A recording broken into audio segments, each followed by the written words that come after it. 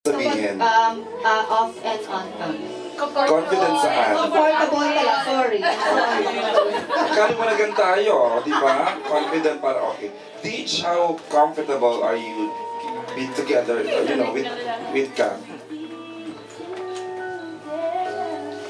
Tinupuli siya. Hindi, laki ng mata.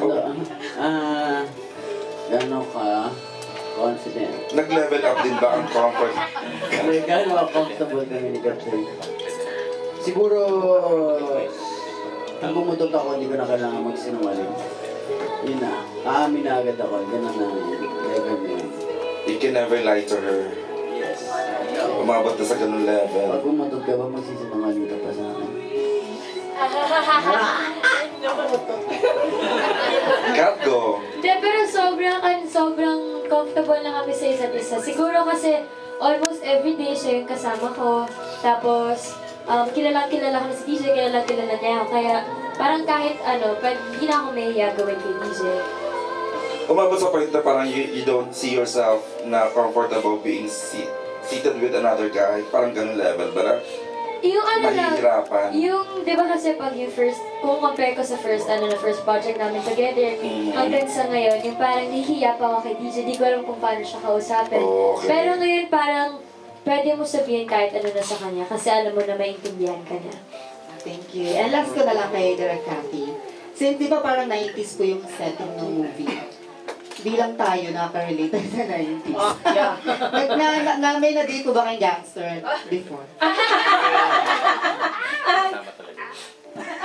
Nag-isip ka ako.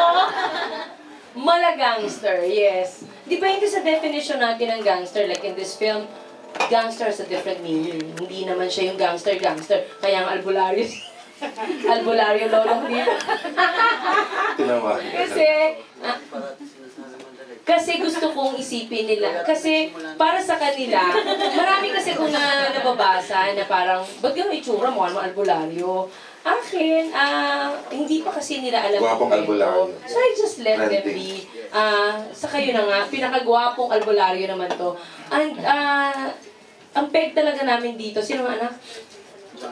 Johnny Depp. Saka si Axel Rose. Axel Rose ba yun, anak? Oo, yun. Kaya talaga naman sila ay mga nakaganon din noon. Plus, kasama naman sa kwento ang mahabang buhok. So, hayaan mo ng albularyo, anak ko. Pinakagwapong albularyo naman. Thank you. Congrats. Okay. May mga vloggers din pa tayo dito. Ano ba to, ha? Ang dami ng tao dito. Vloggers din kayo. Chika. Okay, gusto kong tanongin yung the author at saka yung gumawa ng screenplay. Miss Carmi, and what's so interesting, I know this is a best-selling book, but why, sa dami ng book, why this book ang in-acquire ng Star Cinema para gawing pelikula? Nung nabasa namin yung kwento, di ba lahat mo tayo natin pag star talaga, kwento naman talaga nagsisimula eh. Kahit anong project sa kwento. So, nung nabasa namin yung book ni Bianca na She's Dating the Gangster, nakitaan ng potential yung kwento niyang maging pelikula. Kasi yun nga, pagkabasa ko pa lang, sa mga nakabasa ng libro, alam nila na hindi lang siya kilig. Diba? Yung mga nakabasa, alam nila. Who has read a book here? Sino nakabasa? Oo, diba hindi lang siya kilig eh. Hindi lang siya talagang kilig, diba? So, kayo prepared kayo doon. Diba? Pero, yun yung nakita ng Star, na hindi lang siya kilig na pang teenager na material. Miss Carmi, was it easy or mahirap? Isang libro na igagawin mong script? Mahirap. Hindi siya ganun madali? Oo, kasi siguro naisip na ba, madali lang kasi may material na. Hindi eh, kasi magkaiba, nagiging technical na ako. Magkaiba yung medium ng pelikula at printed, diba, na libro.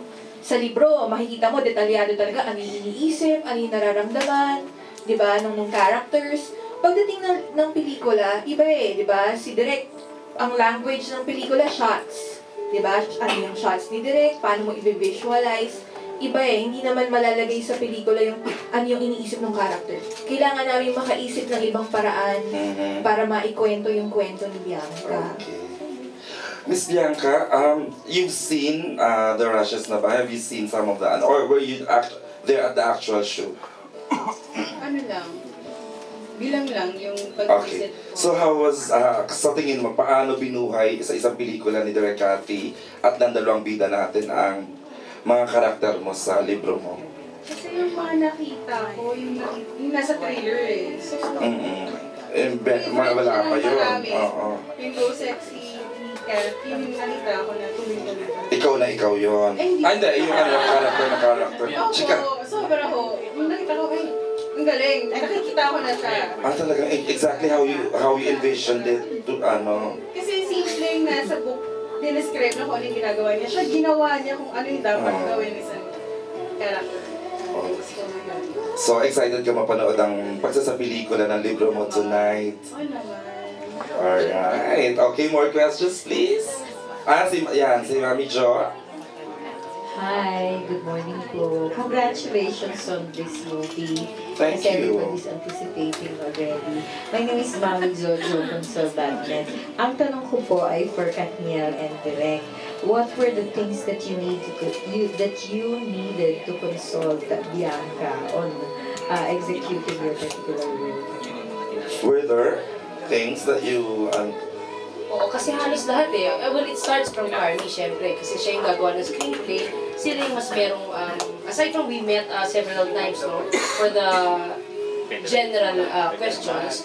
And then Carmi had to consult with Bianca now and then, every now and then, no. And ako, I get to ask Carmi or pag dumadalo si Bianca sa set, sa mga babaguhin, kung okay ba to, ganito ba niya nakita. And natutuwa ko, may mga sagot siyang, ayan, ganyan, direct, ganyan. Kasi like, halimbawa, sinunod ko yung Go Sexy Love, sikat siya dun sa book. Sobra siya sikat doon, di ba? So when I was doing it, ang taas ng pressure sa akin. Kasi, alam naman natin, pag libro, tayo gumagawa ng visualization na binabasa natin. Ngayon, ako nagbibigay ng visualization for all of you to watch. So, depende kung magustuhan niyo yung akin, di ba? So, tinanong ko talaga si Bianca, ganito ba talaga nakikita mo? Oo naman, direct, oo naman. And